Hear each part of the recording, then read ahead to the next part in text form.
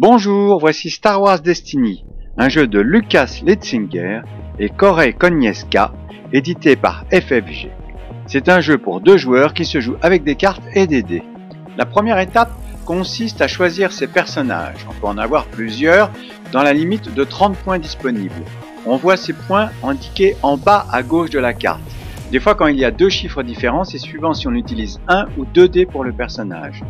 Sur la gauche de la carte, on peut retrouver toutes les faces du dé du personnage en question. En haut à droite, nous avons son nombre de points de vie. Le but du jeu étant évidemment de réduire ceux de l'adversaire à 0. Au fur et à mesure du jeu, on va pouvoir mettre des améliorations, 3 maximum par personnage, qui sont parfois accompagnés du dé correspondant. Lorsque l'on décide d'engager un personnage, on l'incline et on lance les dés, qui ne seront résolus que dans une autre étape du jeu.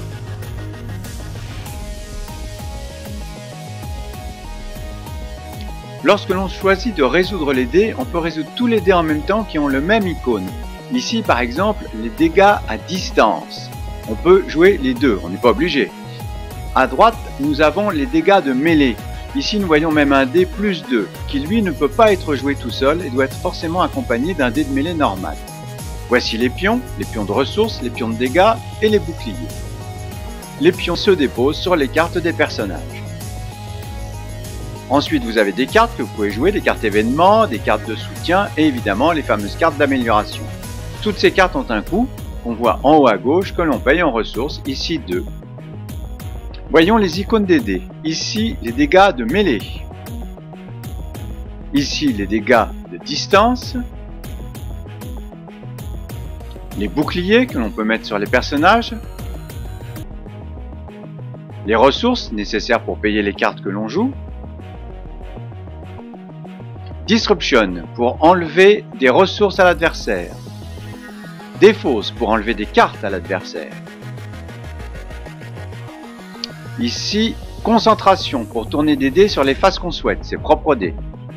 Et ça, c'est la capacité spéciale qui varie suivant les cartes. Il y a même certaines phases de dés qui demandent un coût, comme ici ces dégâts à distance qui demandent une ressource.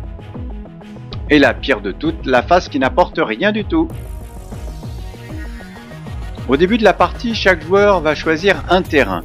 Lorsque l'on joue, on peut s'emparer d'un terrain pour bénéficier de son avantage, et aussi pour commencer le round suivant. Mais en faisant cela, on ne peut plus jouer, alors que l'adversaire peut continuer à jouer autant de fois qu'il veut.